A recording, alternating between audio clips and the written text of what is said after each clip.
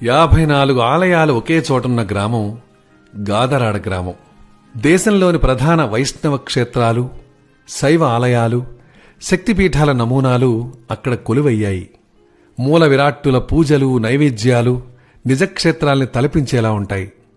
రాజమండ్రికి దగ్గరలోని గాదరాడ గ్రామాన్ని సందర్శిస్తే కనుక సంపూర్ణ తీర్థయాత్రలు చేసొచ్చినంత సంతృప్తి. ఇదం శరీరం కౌంతేయ క్షేత్రమిత్యభీదీయతే అంటుంది భగవద్గీత.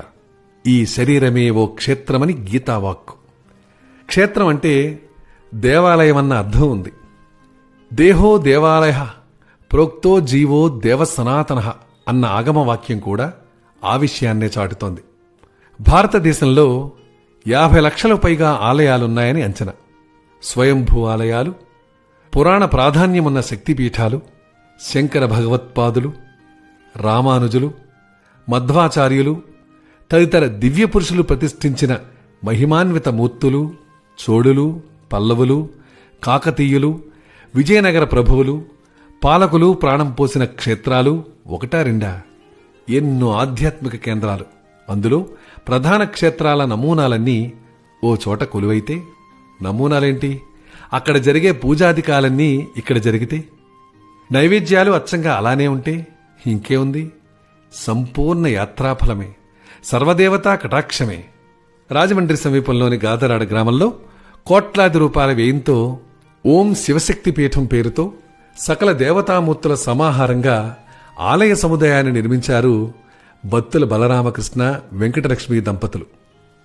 బలరామకృష్ణ వ్యాపారవేత్త.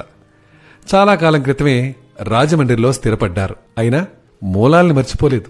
స్వగ్రామంలో అనేక సేవా కార్యక్రమాలు చేపట్టారు.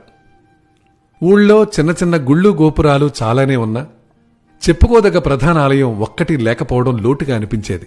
దీంతో ఊరంతా గర్వపడేలా ఓ గొప్ప కోవిల నిర్మించాలనే నిర్ణయానికి వచ్చారు. అయితే ఏ ఆలయాన్ని నిర్మించాలి అన్న ప్రశ్న తలెత్తినప్పుడు ఎంతో మంది మఠాధిపతుల్ని, గురువుల్ని కలిశారు. ఒకరు వైష్ణవ క్షేత్రాన్ని నిర్మించమన్నారు, మరొకరు శివలింగాన్ని ప్రతిష్ఠించమన్నారు, ఇంకొకరు అమ్మవారి గుడి కట్టమన్నారు. అన్నీ కూడా ఉత్తమంగానే అనిపించాయి. సర్వదేవతల ఆలయాల్ని నిర్మించాలన్న ఆలోచన అప్పుడు కలిగింది. జీవిత భాగస్వామి వెంకటలక్ష్మి భర్త సంకల్పానికి మద్దతిచ్చారు. మిగతా కుటుంబ సభ్యులు మేమున్నామని ముందుకొచ్చారు. విరాళాల కోసమో సాయం కోసమో ఎవ్వరినీ ఆశ్రయించకూడదనే నియమం పెట్టుకున్నారు. ఎక్కడెక్కడి నుంచో శిల్పుల్ని పిలిపించారు, ఇంజనీర్లతో మాట్లాడారు. రేయింబవళ్లు శ్రమించిన ఆలయ సముదాయానికి ఓ రూపం రావడానికి 4 ఏళ్లు పట్టింది. ఎన్నో ఆలయాలు. పీఠం ఆవరణలో మొత్తం 54 దేవాలయాలున్నాయి. 84 దేవతామూర్తుల్ని ప్రతిష్ఠించారు. కైలాస మహాక్షేత్రాలుగా 21, వైకుంఠ క్షేత్రాలుగా 15, శక్తిపీఠాలు 18గా వాటిని విభజించారు. కైలాస క్షేత్రాల్లో 12 జ్యోతిర్లింగాలైన సౌరాష్ట్రలోని సోమనాథలింగం, శ్రీశైలంలోని మల్లికార్జునలింగం, ఉజ్జయినిలోని మహాకాళేశ్వరలింగం ఇలా 12 లింగాలు కొలువయ్యాయి. ఇక్కడే ఆనంద నిలయవాసుణ్ణి అర్చించుకోవచ్చు. భూదేవి, శ్రీదేవి సమేత కళ్యాణ వెంకటేశ్వర స్వామి ఆలయం కూడా ఉంది. ఇక్కడే షిరిడీనాథుణ్ణి ప్రార్థించుకోవచ్చు. సద్గురు సాయిబాబా మందిరం ఉంది. ఇదే భద్రాద్రి, ఇదే అన్నవరం, ఇదే యాదాద్రి, ఇదే అరసవిల్లి, కోదండరామస్వామి, రమా సత్యనారాయణ స్వామి, లక్ష్మీ నరసింహస్వామి, సూర్యనారాయణమూర్తి ఆలయాలు ఇక్కడున్నాయి. పూజాధికాలు ఇలా. శివుడి పరివార దేవతలకు శైవాగమం ప్రకారం, వైష్ణవాలయాల్లో వైఖానస ఆగమ సాంప్రదాయాల ప్రకారం పూజలు నిర్వహిస్తారు. మూల దేవస్థానాల్లో ఏ దేవుడికి సమర్పించే నైవేద్యాన్ని ఆ దేవుడికి శాస్త్రోక్తంగా నివేదిస్తారు. దేశంలో ఎక్కడా లేని విధంగా నవగ్రహాలను సతీ సమేతంగా ప్రతిష్ఠించారు. విగ్రహ ప్రతిష్టాపన తమిళనాడుకు చెందిన 108 మంది వేద పండితుల సారథ్యంలో జరిగింది. ఆశ్రమంలో ఓ గోశాల ఉంది. వేద పాఠశాల నిర్మాణానికి ప్రయత్నాలు జరుగుతున్నాయి.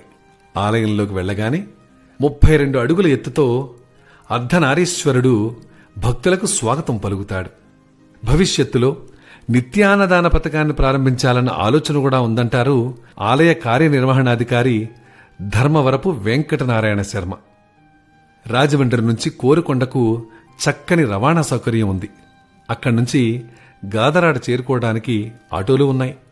తిరుగు ప్రయాణంలో కోరుకొండలోని లక్ష్మీ నరసింహస్వామిని కూడా దర్శించుకోవచ్చు. గుట్ట మీదున్న ఆలయం త్రేతాయుగం నాటిదని అంటుంటారు. అదండి రాజమండ్రికి సమీపంలో గాదరాడ గ్రామం విశిష్టత. 54 ఆలయాలు ఒకే చోట ఉండటం అంటే